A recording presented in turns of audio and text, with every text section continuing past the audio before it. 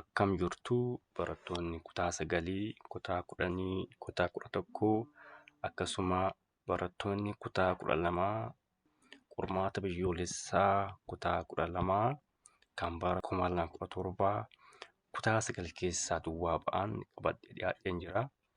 Egaa qormaata guutummaa isaanii gireediidhaan qoqqoodnee akka qo'achuudhaaf isiniif ta'utti afaan Oromootiin isiniif hojjechaa jira. Namoonni amma ammaatti miidiyaa kana subscribe hin goone subscribe gochuudhaan viidiyoowwan kunneen yommuu gadhiisnutti akka dafee isin bira ga'uuf daddafaatii subscribe godhaa. Qormaata biyyoolessaa kutaa kutaadhaan qoqqooduun kun baay'ee isin fayyada. Maaliif kutaa kam keessatti akka baay'atu tokkoffaa irraa barattu, akkasuma illee qormaata intiraansii wajjin gaariitti wal bartu waan ta'eef, akkasuma illee barattoonni private kilaasii barbaadan karaa bilbila kanaa nu quunnamuu dandeessu. Akkasuma illee karaa teelegiraamii kanaa nu quunnamuu dandeessu. Private kilaasiidhaa fi gaaffii kanneen qabaattan waa'ee qormaata biyyoolessaa wanta biraas yoo qabaattan karaa keessaa nu quunnamuu dandeessu. Keessumaa barattoonni qormaata biyyoolessaa qoramtan yoo jiraattan kun baay'ee isin fayyada waan ta'eef private kilaasii yoo barbaaddan karaa keessaa nu quunnamuu dandeessu. Egaa viidiyoo irraatiin kutaa 9 duwwaa keessaa gaaffii hedduutu ba'ee, kun kan ta'eef immoo kutaa 9 fi kutaa 11 common chapterii qabu waan ta'eef, keessumaa statistics and probability keessaa gaaffii hedduutu ba'ee above 10 question gaaffii 10 oltu statistics and probability keessaa ba'ee, kun immoo around gara gaaffii 20 kan ta'u kutaa 9 keessaa ba'e jechuudha barana. Kana immoo gadi fageenyaan ni ilaalla. Akkasuma kutaa 10 already isiniif jedheen jira, isiniif hin gadhiisa. Kutaa 10 keessaas kan ba'e isiniif nan gadhiisa. Maatsii bichaa miti, fiiziksiis, keemistiriis, baayoloojiis chaapteriidhaan qoqqoodnee akka dubbisuudhaaf isinii ta'utti isiniif hojjenna. Okay, haa eegallu. Gaaffii tokkoffaan maal jedhaa? Which one of the following is an irrational number jedha.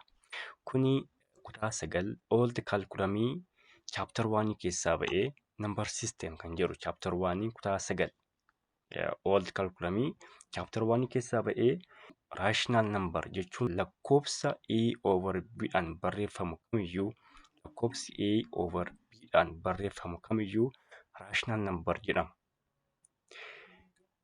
A over B duwwaa osoo hin taane perfect square'n, repeating decimaliin isaan kun rational number jedhama. Fakkeenyaaf radical 0.04'n perfect square'dha, 0.02dhaan ba'a. Repeating decimalii 1.16222 jedhee kan itti dhufu kuni repeating decimalii isaan kun rational number jedhamu. Okay, akkasuma illee terminating decimaliin rational number ta'a. Kanarraa adda kan ta'e kamiyyuu rational number ta'a jechuudha. Tokkoffaa perfect square'dhaan kan hin baane, lakkoofsi perfect square hin qabne rational number ta'a. Tokko lakkoofsi a over b'dhaan barreeffamuu hin dandeenye kamiyyuu rational number ta'a jechuudha. Kanaaf deebiin keenya C ta'a. Maaliif radical 29'n rational number waan ta'eef, tokkoffaa perfect square miti, okay, repeating decimal miti. So deebiin keenya C ta'a jechuudha. Kun salphaadha. Kutaa 9 chapter 1 keessaa ba'e gaaffiin kun. Gaaffii lamaffaa. Which of the following is the simplified form of the expression 81 the power of 1 over 5 over 27 the power of 3 over 5? Kunis chapter 1 keessaa ba'e, kutaa 9 chapter 1 keessaa ba'e baay'ee salphaadha. Okay, haa ilaallu. So 81 jechuun 3 the power of 4 jechuudha. 3 the power of 4 into 1 over 5 over 27 jechuun immoo 3 the power of 3 jechuudha into 1 over 3 over 5 3 over 5 dha. So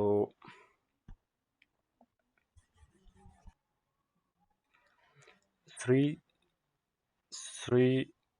4 times 1 4 over 5 over 3 into 3 times 3 9 over 5. So is equal to maal ta'a? Kana asii balleessinu. Koomanii isaa gaafa baafannu kuni fakkeenyaaf firaashiniin bifa kanaan barreeffamuu danda'u A over A kuni C kun immoo D otoo ta'ee firaashiniin akkasii maal ta'a? Koomanii isaanii fudhachuudhaan A the power of C minus D ta'a. Kuni seeradha. Kana gaafa hojjennu 3 koomanii isaanii fudhannee 3 koomanii fudhannaa into 4 over 5 minus 9 over 5. It's so easy.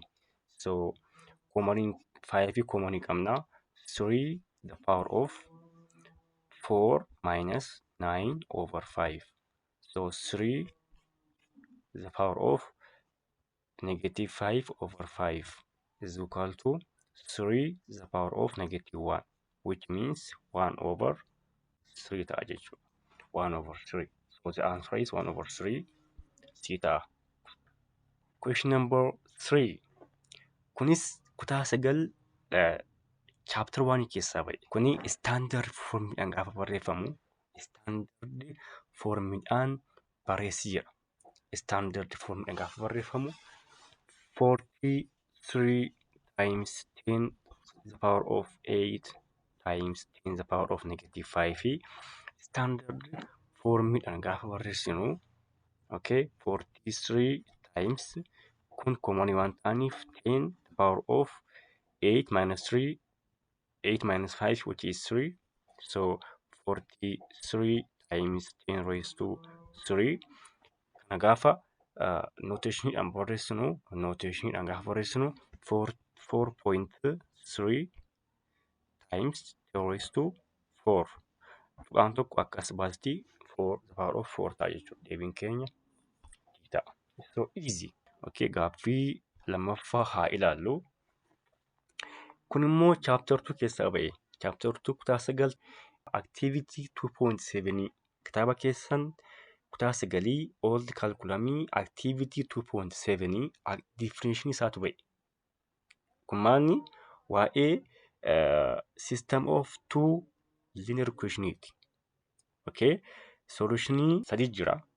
System of two linear equation solutionii sadii qaba. Tokkoffaani when A1 over A2 which means kun jechuudha is equal to B1 over B2 is equal to C1 over C2 gaaf ta'u kun maal jedhama? System as infinite solution ta'a. Systemiin kuni system of linear equation of two variable dha.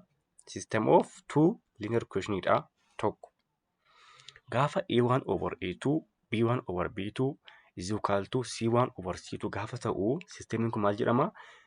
Infinite solution qabaa jenne yookiin immoo dependent solution jedhama. Kanaaf as keessaa kana fakkaatu yoo jiraate hin jiru. Deebiin kun sirrii hin ta'u jechuudha.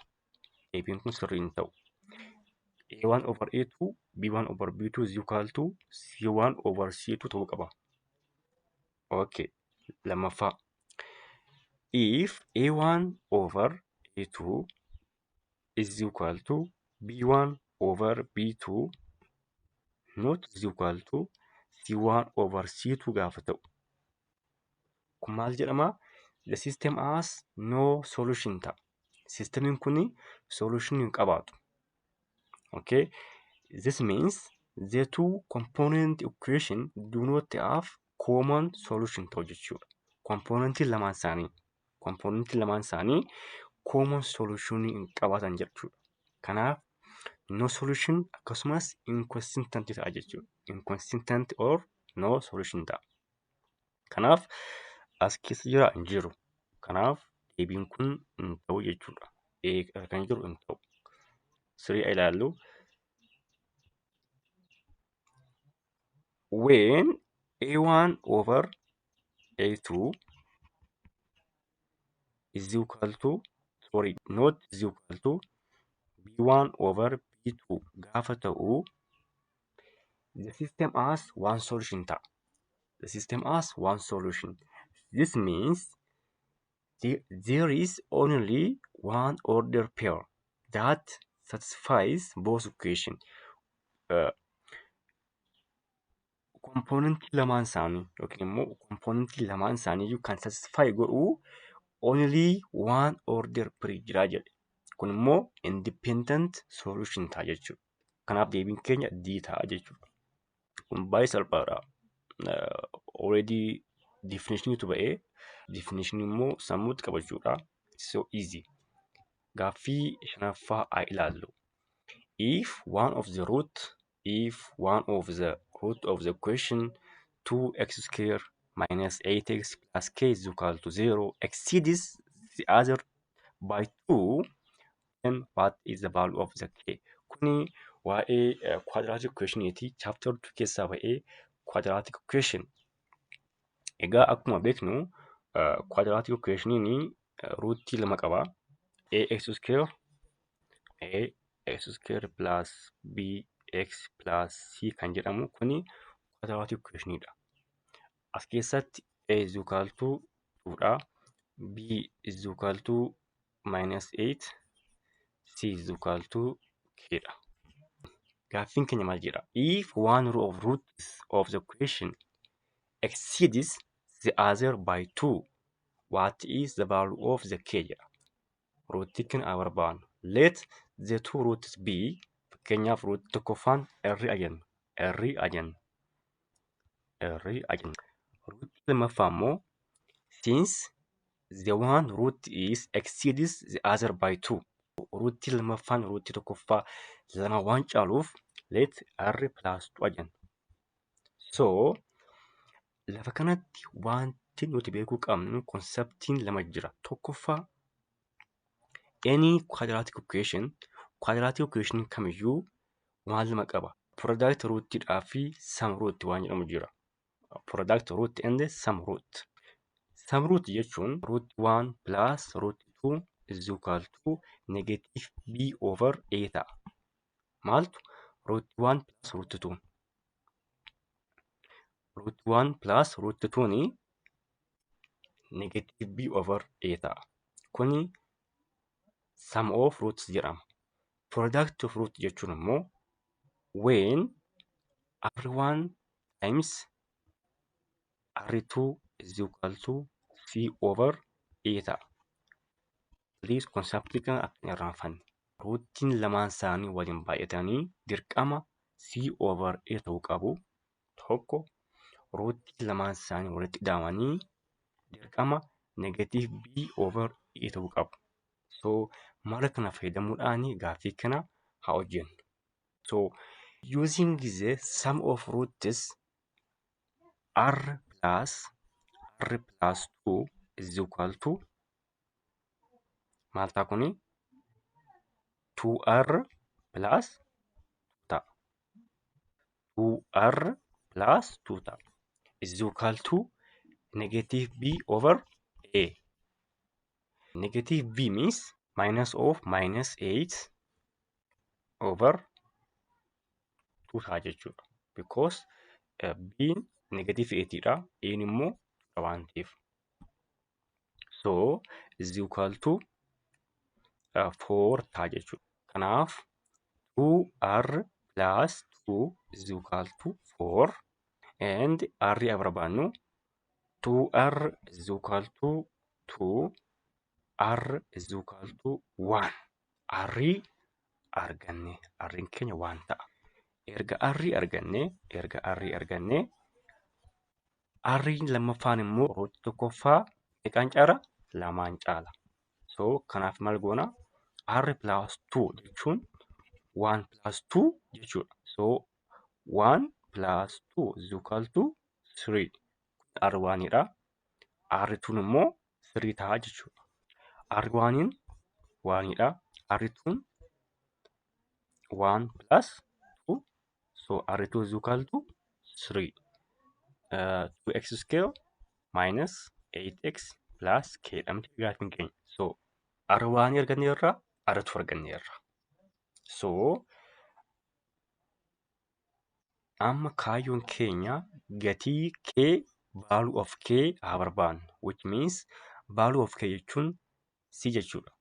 2x square minus 8x plus k dha. Value of k haa barbaannu jechuudha. So value of k jechuun immoo using gisee product rule fayyadamuudhaan value of k haa barbaannu. R1 times R2 is equal to C over A. C means K dha. K over A means 2 dha over 2. So that R1 in 1 dha. 1 times 3 over K over 3. So kana balleessu amma salphaatti arganna jechuudha. Gatii K keenya salphaatti arganna. So 3 is equal to K over 3. Gaafa walitti baay'isnu K is equal to 6 ta'a jechuudha. Gatiin K keenya 6 ta'a jechuudha. So easy. Kanaaf asitti wanti hubachuu qabdanii any quadratic equation kamiyyuu wantoota lama qaba. Tokko product roottiidhaa fi sum of roottii akka ta'e hin dagatinaa. Gaaffii lammaffaatti haa dabarru. Let A is an element of integer. It start from -2. Gatii A keenya -2 irraa ka'a. -2 aftu 2. -2 dhaa hanga 2tti deemaa jedha. Maaltu gatii A? Gatii B immoo it is an element of natural number dha. So B is equal to 2 the power of x less than or is equal to 3x plus 1. Okay, plus 1 are given two sets. Then what is number of A union B? Number of A union B haa barbaannu. Yaa'u A jechuun set of A jechuun -2 -1 0 1 2 ta'a. B haa barbaannu. B ni it is an element of natural number dha. Yaa'u natural number jechuun start from 1 to deema. A immoo it is an element of integer dha. B keenya nuuf hin kennamne. So how do we get B? B is equal to 2 the power of x less than or is equal to 3x plus 1. Mitiire erga B'n keenya an element of real number natural number ta'anii lakkoofsa tokko kaasee jiran as keessa buusuudhaan dhimma kana lakkoofsi nu dhugoomsuu danda'u elementii bitaa jechuudha. Okay? Lakkoofsi tokko kaasee hanga ta'e wayiitti as keessa bu'uudhaan dhimma kana dhugoomsa yoo ta'e 2 the power of x less than or is equal to 3x plus 1 kana dhugoomsa yoo ta'e elementii bitaa jechuudha. Haa ilaallu. Okay? Haa ilaallu. Tokkorraa akaana. X'n gaafa tokko ta'u B is equal to 2 the power of 1 less than or is equal to 3 times 1 plus 1. So 2 less than or is equal to 4. It is true. Right? Lama irratti yookiin walqixa afuriiti. It is true. Waaniin ta'a jechuudha. Mee 2 haa ilaallu. B is equal to 2 the power of 2 less than or is equal to 3 times 2 plus 1. 4 less than or is equal to 7. It is true, right? 4 is less than or is equal to 7. It is true. May 3 ilal. B is equal to 2 the power of 3 less than or is equal to 3 times 2 plus 1. So 2 the power of 3 means 8 less than or is equal to 10. It is true, right? 8 is less than or is equal to 10. It is true. So 1, 2, 3 intaa jechuudha. Mee 4 ilaallu. B is equal to 2 the power of 4 plus 3 into 4 plus 1. 2 the power of 4 is 16 plus, sorry, less than or is equal to, 12 plus 1. 60 less than or is equal to 13. Agartanii 1, 2, 3 qofa ta'a jechuudha. Kana jechuun elementiin B keenyaa, elementii B'n 1, 2, 3 qofa ta'a jechuudha. Maaliif? Lakkoofsi afurii ol jiru.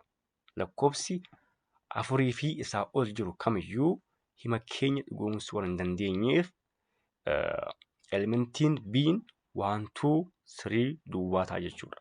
Elementii B is equal to 1, 2, 3 ta'a jechuudha. Kun elementii B'ti.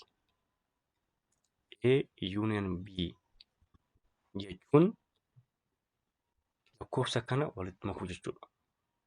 Okay? Which means -2, -1, 0, 1, 2, 3 ta'a jechuudha. Number of A union B jechuun lakkoofsi kuni hammam baay'atu jechuudha. Hammam baay'atu.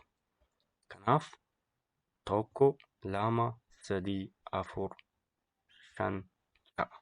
Kanaaf number of A union B ni 6 ta'a jechuudha. So easy. Number of A union B 6 ta'a, which is B ta'a jechuudha. Deebiin keenya B ta'a jechuudha. Gara gaaffii nuti dabarru. Kunis waa'ee seettiitii chapter 1 keessaa ba'e. Okay? Waa'ee number systemii chapter 1 keessaa ba'e. Set of n tokkoo kaasee hanga kanaatti jira. B'nis immoo negative 1 irraa kaasee hanga 10tti jira. 10. So what is relative complement of A with respect to B? Okay. Relative complement of A jechuun N keessa hin jiru jechuudha. N keessa hin jiru jechuudha. Kana jechuun B less A or B minus A jechuudha. Number of set A kan hin qabanne garuu B keessa duwwaa kan jiru jechuudha. The elements that are in B but not in A.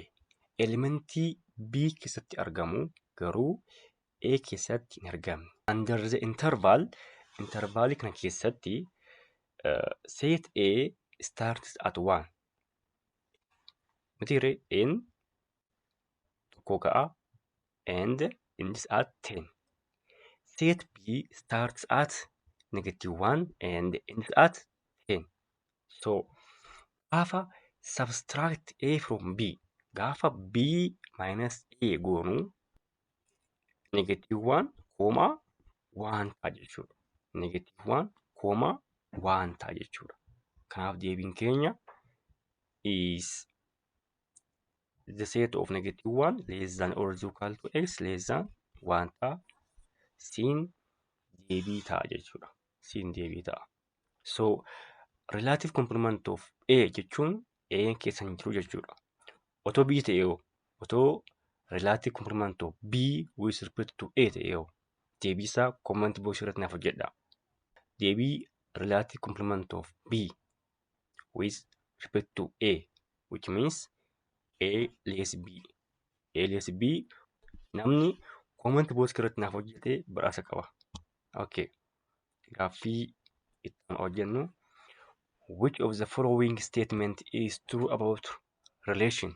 Relation jechuun the set of order pair jechuudha, which is x, y kan jedhamu relation ta'a. As keessatti first entry'n domain ta'a. The second y'n range ta'a. Okay. The first entry is the domain and the second output, or the output is what? Range.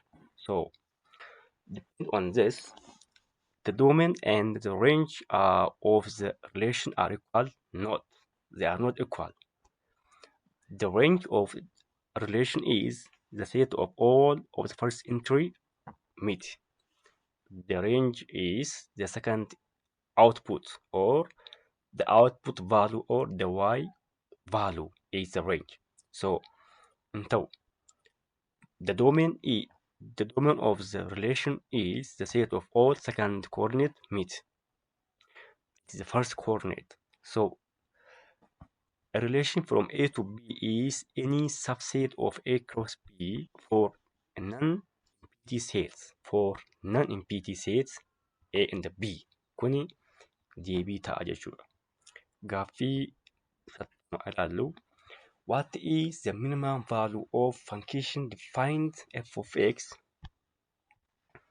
F of x is equal to -3 plus 4x plus x square. Mee kana order goonee barreeffannu x square plus 4x minus 3 is equal to 0. Kuni orderiidhaan barreeffamee jira. So we are asked to find the minimum value. Okay. Kuni quadratic equationidha. To find the minimum or the maximum value of any function which is quadratic function, we use negative b over 2a. Okay. Minimum value yookiin immoo maximum value of quadratic function hojjechuudhaaf negative b over 2a fayyadamna. Which means b 4dha. Negative 4 over 2 a tokkodha. So minus 2 arganne. So f of minus 2, which means x arganneerra, value x arganneerra. So f of minus 2 barbaanna. Minus 2 the whole square plus 4 times minus 2 minus 3, which means minus 7. Deebiin keenya minus 7 ta'a. Gaaffii kana haa ilaallu. Which of the following is not true about the regular polygon?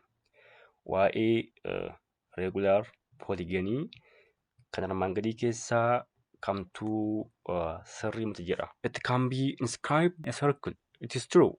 Okay. Because all regular polygon can be inscribed in a circle. A circle can be inscribed in regular polygon. It is true, right? Because polygon has equal side and range angle. Mitiire regular polygon equal side fi angle qaba. So a circle can be inscribed inside it. Okay. Kanaaf circle inscribed inside the regular polygon. Why? Because it has equal side and equal angle. The measure of each exterior angle of n-sided regular polygon is equal to 360 degree over n. It is true, right? That's correct formula for the exterior angle of regular polygon. The measure of each interior angle of the n-sided regular polygon is equal to this. It's not true. Why? Each exterior angle is n minus 2 times 100 degree over n. Also n kun ol deebatee raatte, which means n minus 2 times 180 degree over n yoo ta'e deebii ta'a jechuudha. Kanaaf deebiin keenya d ta'a jechuudha. Kuni chapter 5 irraa ba'ee. Suppose two triangles are similar by SSS, which means side similarity of theorem. If the side lengths of one triangle are 2 cm, 4 cm, and 6 cm, the shorter side of other triangle is 9 centimeter long, then what are the longest of the other two side of the triangle? Gaaffiin kunis asuma chapter 5 keessaa ba'ee, which means theorems on similarity of triangle chapter jedhu jira. I mean topic jedhu jira ba'ee. Egaa theoremii sadi jira.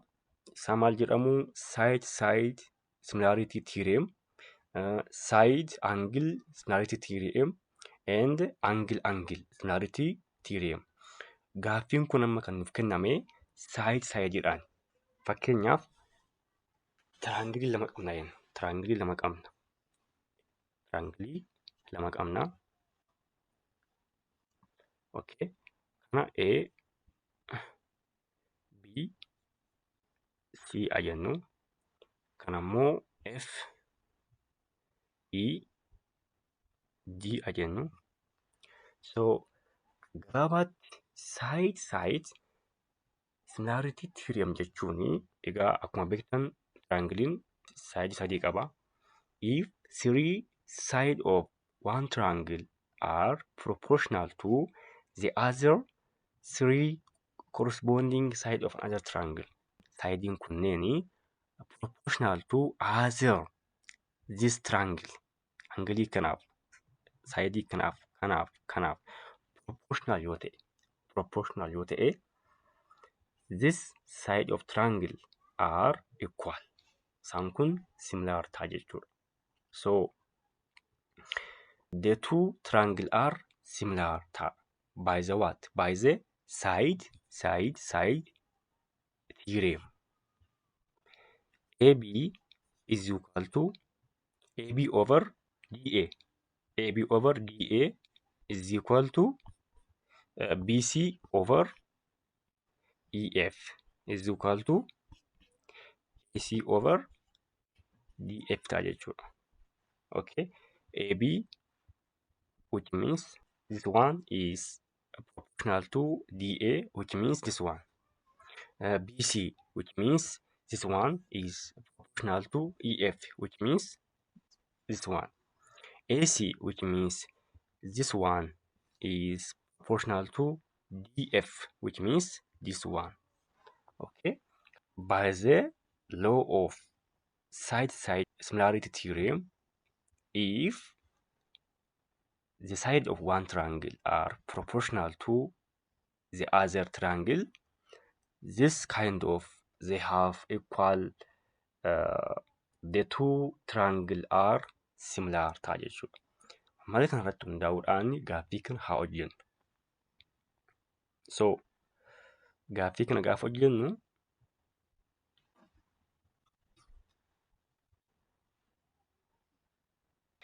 if the side of one length of one triangle are 2 cm, fakkeenyaaf kun 2 jennu, 4 cm for this, and the shorter side of the other triangle, which means fakkeenyaaf iddoon kun shorter jennu, shorter one is 9 cm long, then what are the lengths of the other two side of the triangle? Sidein kun maal ta'a? Sidein kun lamaan maal ta'a? Triangle one keessatti smallest side maalidha? 2 dha. And the corresponding side in triangle 2 is 9. Maaliif? Side law keessatti the two triangle are similar waan ta'eef. So the corresponding side is 9 DA over AB jechuudha. Is equal to 9 over 2, which means 4.5. So scale factoring keenya 4.5 ta'a jechuudha. Okay. Why? Because they are proportional. So since they are proportional, they are equal. So 9 over 2 is 4.5. So now we multiply to get the other two. Maal goonaa warri afaan lamaan argachuudhaaf 4.5dhaan baay'isnaa jechuudha. So 4 times 4.5 is 1. So iddoo kana BC over EF waan ta'eef EF iddoo kana argachuudhaaf 4 times 4.5 which means 80. Iddoon kun 80 ta'a jechuudha. So akkasuma third one DF argachuudhaaf 6 baay'isuu 4.5 which means 27. Iddoon kun 27 ta'a jechuudha.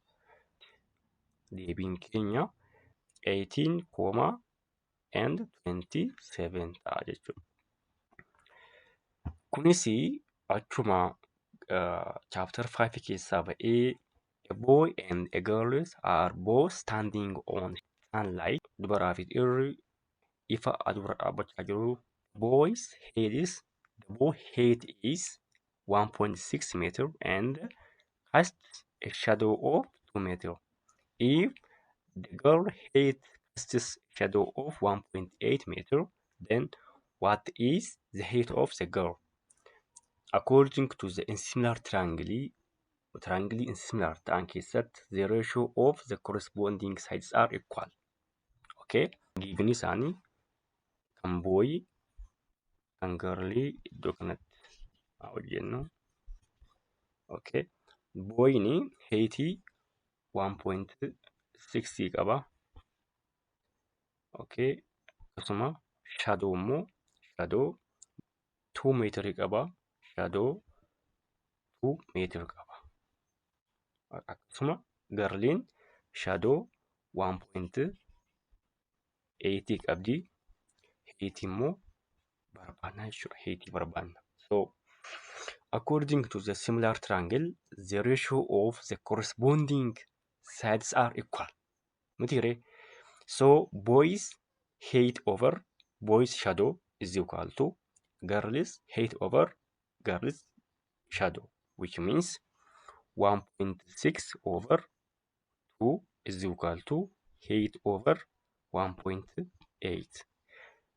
Nuti amma heightii barbaanna waan ta'eef height is equal to 1.6 times 1.8 over 2, which means the answer is height is equal to 1.4 ta'a jechuudha. Maaliif?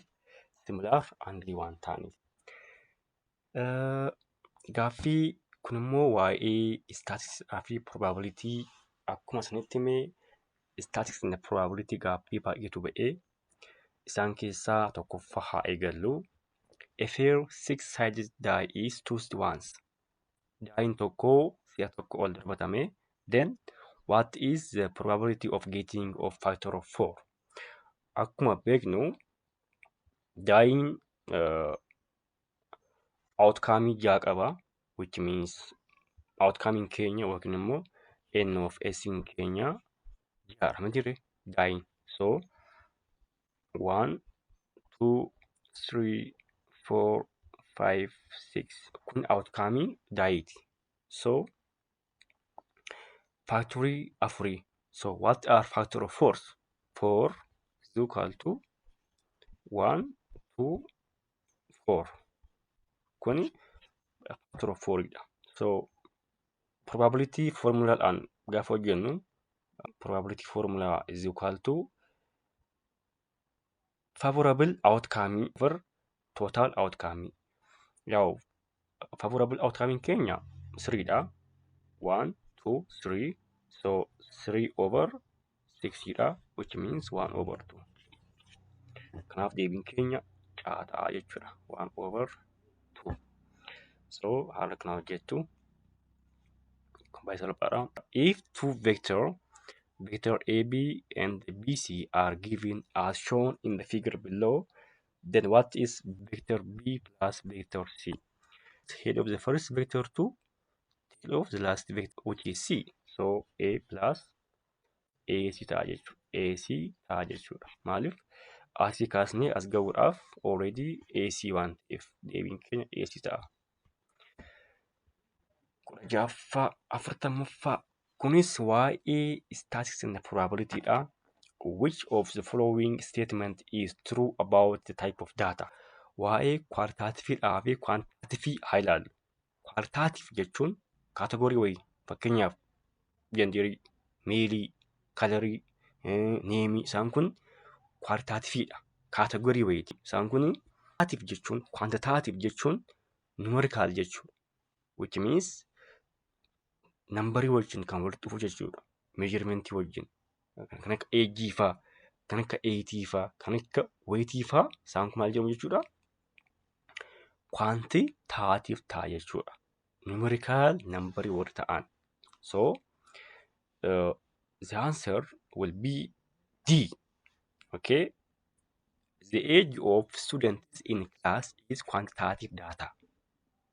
Okay, because numerical value waan ta'eef. Kunis waa'ee statisticsdha probabilitydha. Amma ammaatti gaaffii 1, 2, 3, 4 gaaffii 6 arganneerra. Gaaffii 2 isaan kana nu hojjettu jechuudha. Okay. Namoonni hojjettanii comment box irratti deebii sirnaaf kennitanii kaardii abbaa dhibbaa isin badhaasa. Namni dursee hojjetee comment box irratti naaf barreesse kaardii abbaa dhibbaan isin badhaasa. Viidiyoo kutaa asuma qormaata bara kanaa keessaa kutaa 10 keessaa kan ba'an saniifan post godha. Please bartoonni baay'een keessan viidiyoo koo ilaaltanii subscribe gochaa jirtanii like gochaa jirtanii please subscribe gochuudhaan jajjabeessaa. Nagaan ta'aa, qubannaa gaarii, barumsa gaarii isiniin jedha. Please namoonni private classii barbaaddan immoo karaa bilbila kootii as gubbaatti ni barreesseera. Quunnamaa isiniin jedha. Akkasumallee gaaffilee garaagaraa argachuudhaaf gaaffilee intiraansii garaagaraa, gaaffilee irsaayisii garaagaraa kan intiraansii wal qabatan argachuu yoo barbaaddan teelegiraam chaanaalii keenya hordofaa. Okay. Comment box irratti isiniif kaa'een jira.